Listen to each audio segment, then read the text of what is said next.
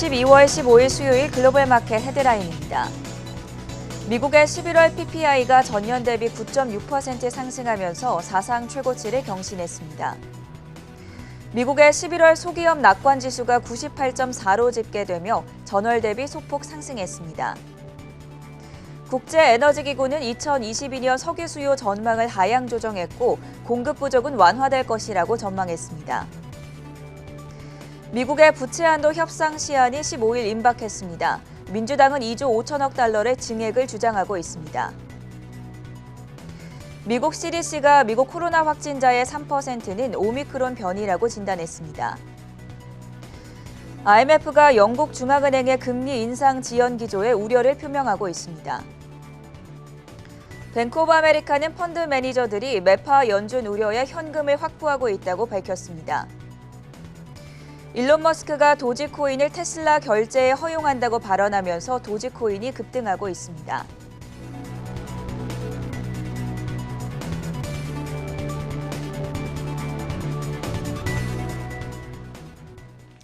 여러분 안녕하십니까? 전세원입니다. 현지 시간 화요일 뉴욕 증시가 어제에 이어서 이틀 연속 하락하고 있습니다. 특히나 테슬라와 마이크로소프트 약세 속에 나스닥 지수가 1% 넘게 떨어지고 있고 오늘 중소형주 중심의 러셀 2000 지수도 0.6% 하방 압력 받고 있습니다.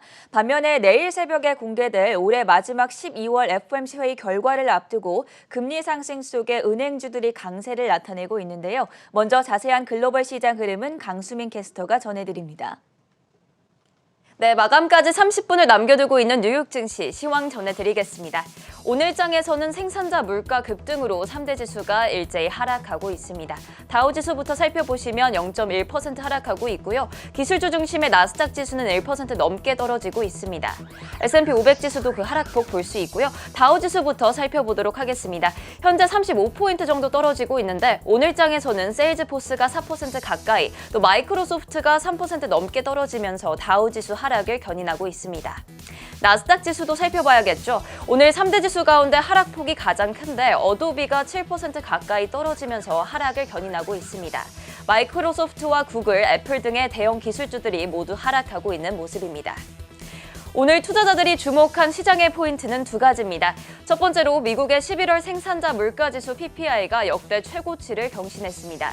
전월 대비 0.8%, 전년 대비 9.6% 오르면서 투자자들의 인플레이션 우려를 또다시 부추겼습니다.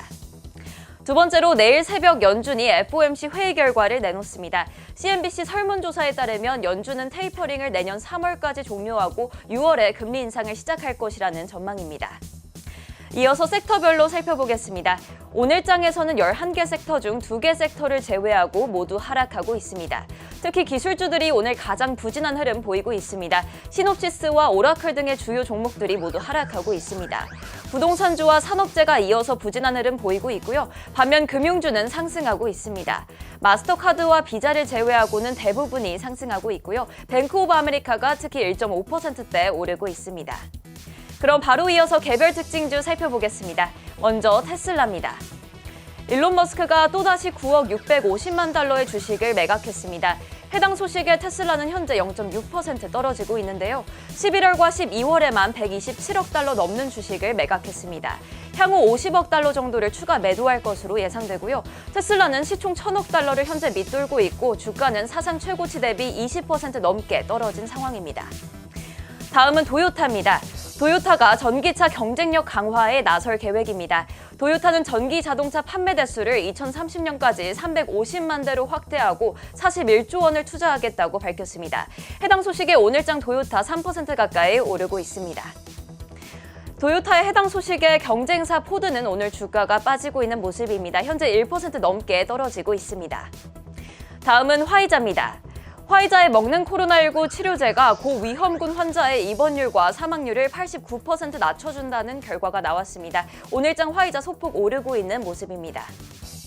다음은 애플입니다. 뱅크 오브 아메리카가 애플에 대한 투자 의견을 중립에서 매수로 상향 조정했습니다. 목표가는 기존 160에서 210달러로 상향했습니다.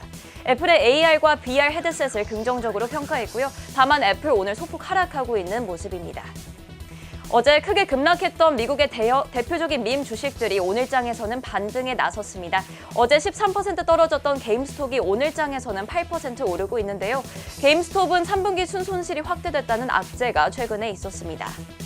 또 어제 15% 급락했던 AMC도 오늘장에서는 7% 넘게 오르고 있습니다.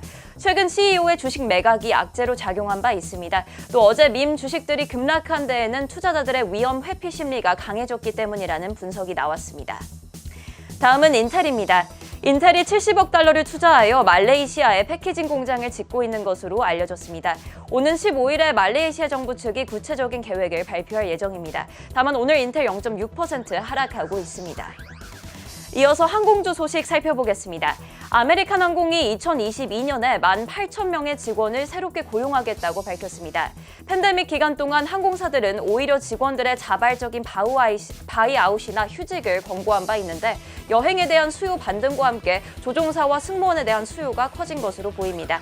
오늘 아메리칸 항공 플러스권에 머물다가 현재는 0.5%대 하락하고 있습니다. 유나이티드 항공이 팬데믹 이후로 이번 달에 가장 바쁜 비행 일정을 진행하고 있다고 전했습니다. 오미크론에도 불구하고 비행 수요가 늘면서 추수감사절보다 이번 연말에 태우게 될 승객 수가 더 많을 것으로 예상했습니다. 오늘장 플러스권에 머물다가 현재는 0.3%대 하락하고 있습니다. 보잉도 살펴보겠습니다. 보잉은 올해 비행기 인도 건수가 작년의 2배를 넘어섰다고 밝혔습니다. 다만 보잉은 지난 6개월간은 20%, 한 달간은 16%, 또 일주일간은 6% 넘게 떨어지고 있는데 오늘장에서도 0.5%대 하락하고 있습니다.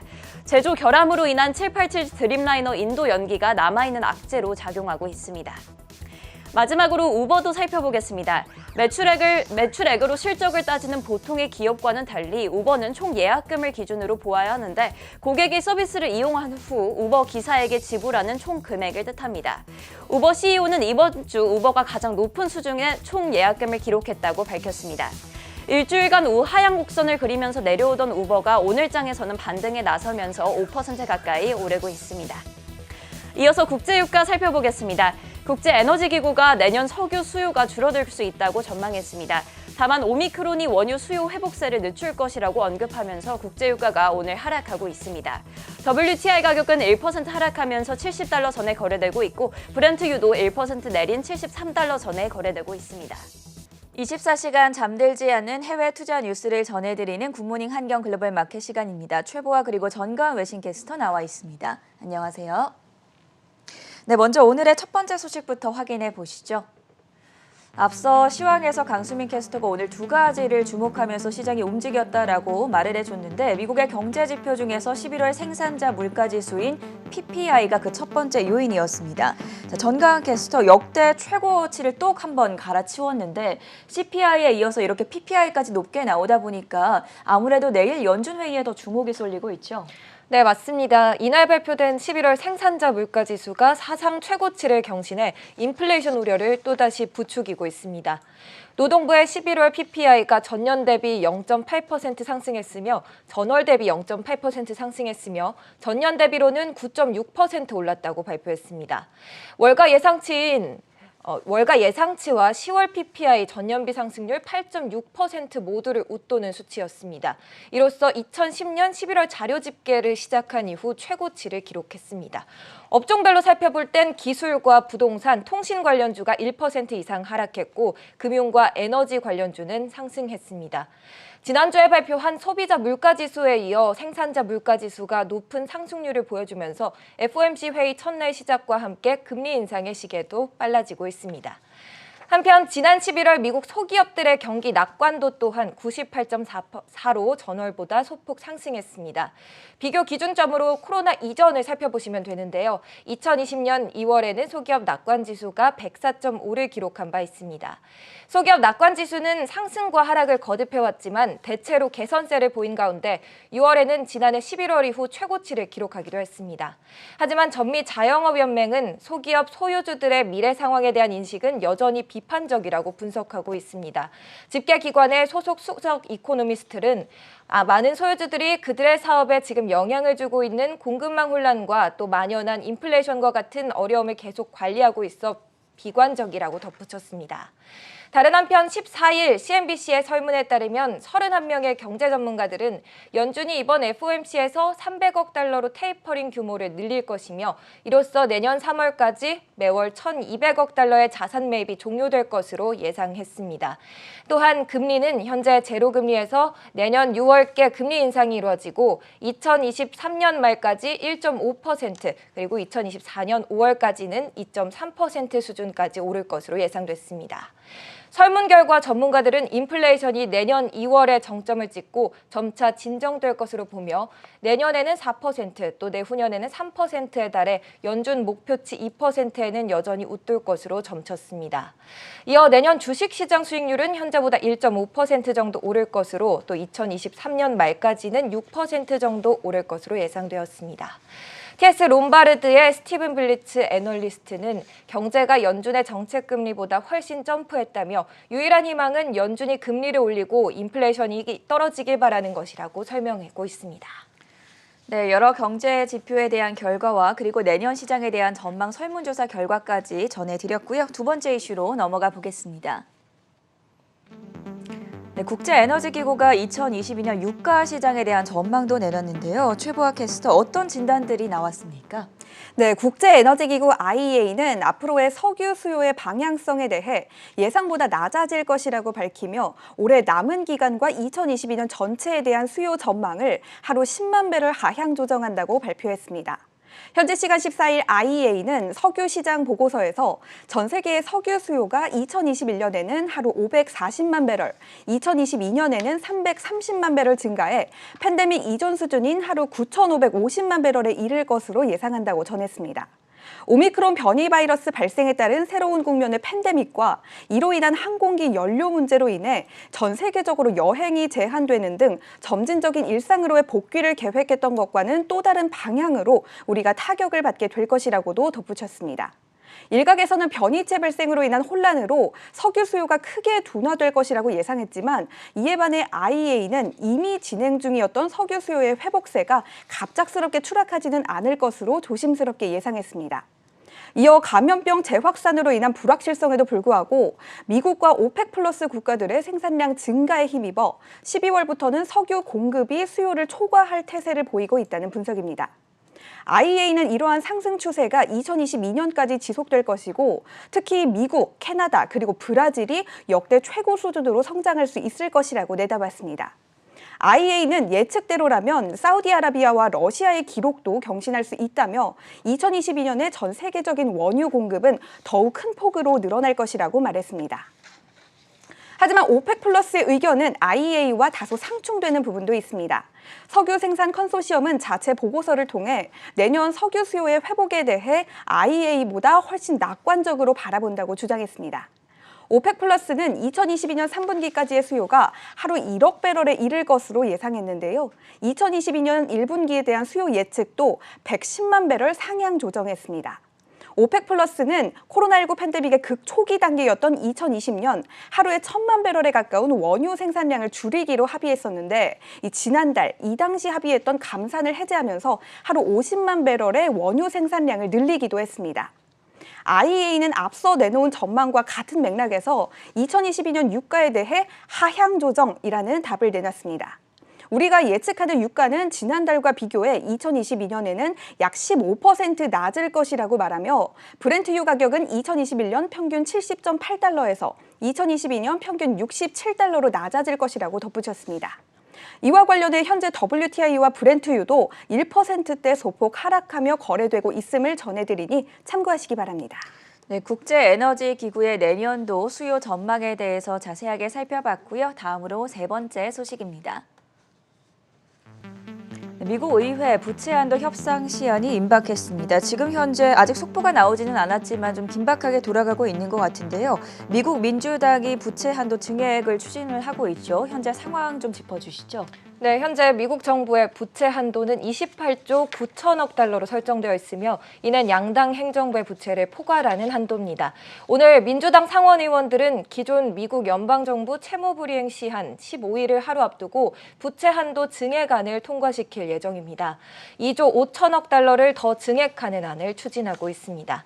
CNBC와 뉴욕타임즈에 따르면 이는 2022년 중간선거까지 정부가 의회에 추가 조치 없이 의무재원 마련을 위한 자금 차입을 계속할 수 있도록 한 조치입니다.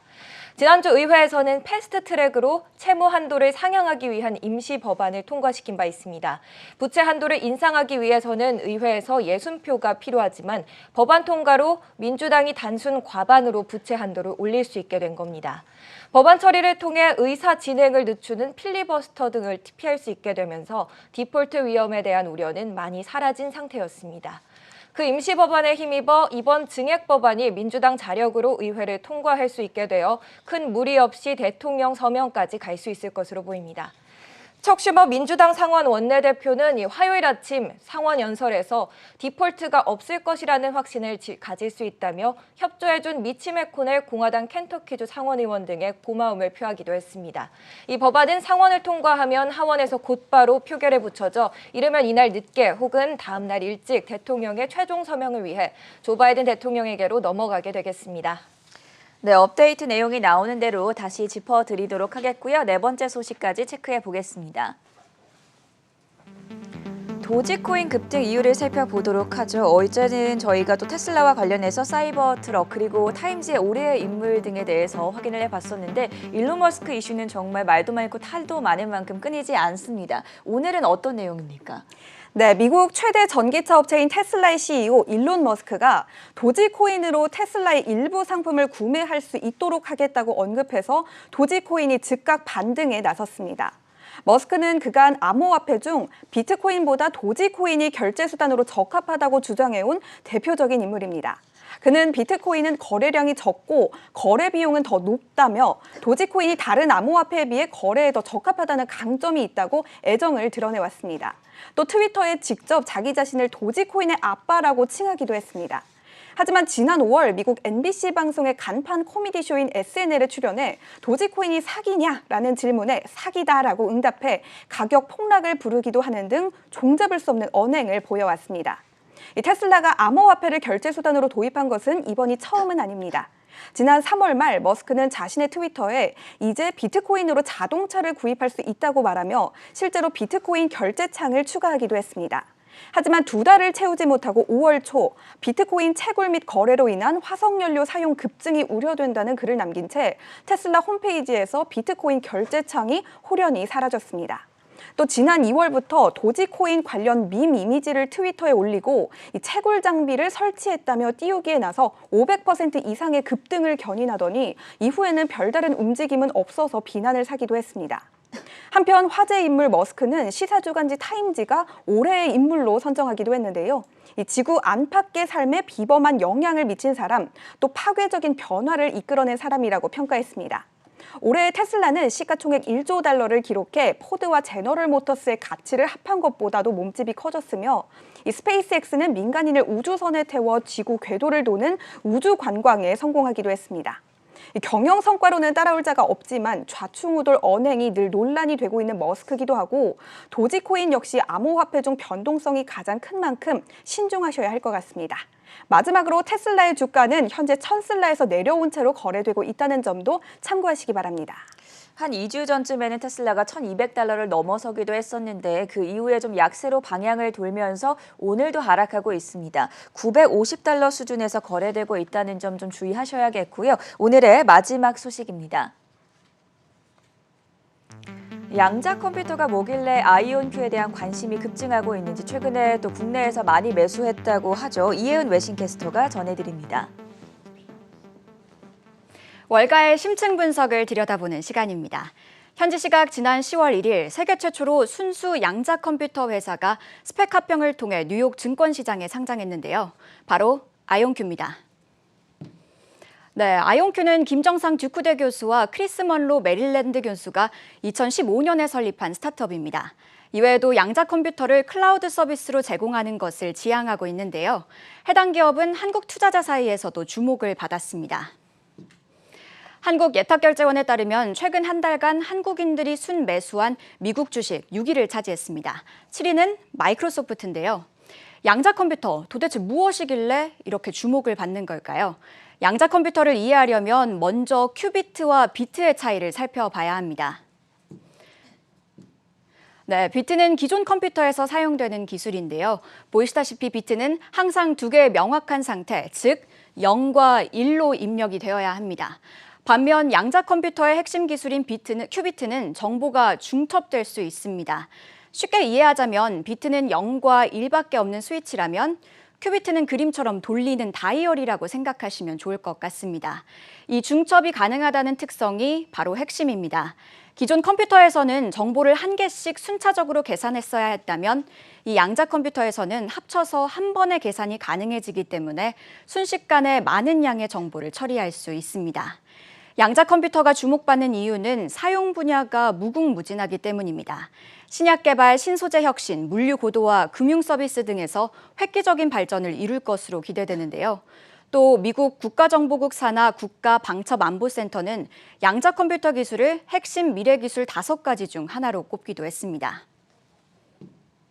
현재 양자 컴퓨터를 구현하는 방법은 여러 가지가 있지만 그중에서도 초전도 큐비트와 트랩 이온 기술이 가장 주목받고 있습니다. 초전도 큐비트는 기존 반도체 기술을 활용한 것인데요. 현재 IBM, 구글 등이 이 방식을 택하고 있습니다. 하지만 해당 기술을 구현해내기 위해서는 약 마이너스 273도씨의 극저온 환경이 필요합니다.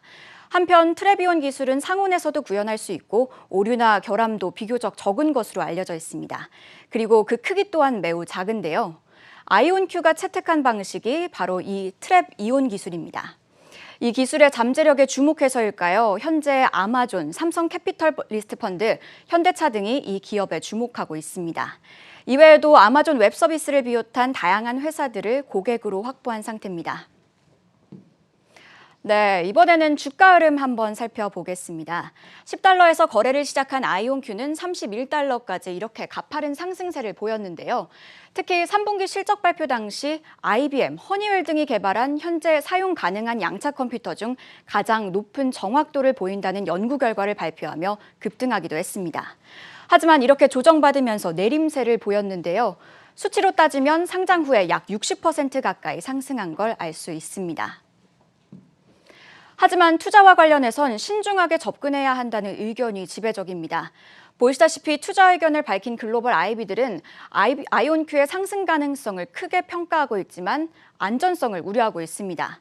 그러니까 아이온큐는 일종의 고위험 고수익 종목이라는 설명인데요. 아이온큐는 2023년까지 상업적으로 이용할 수 있는 양자 컴퓨터를 출시할 계획이 없습니다. 따라서 당분간 손실이 계속될 것으로 예상됩니다. 양자 컴퓨터의 개념과 아이온큐에 대해서 알아봤는데요. 앞서 언급한 내용들 투자하실 때 잘 참고하시길 바랍니다. 굿모닝 한경 글로벌 마켓은 오전 5시 30분부터 7시까지 계속됩니다.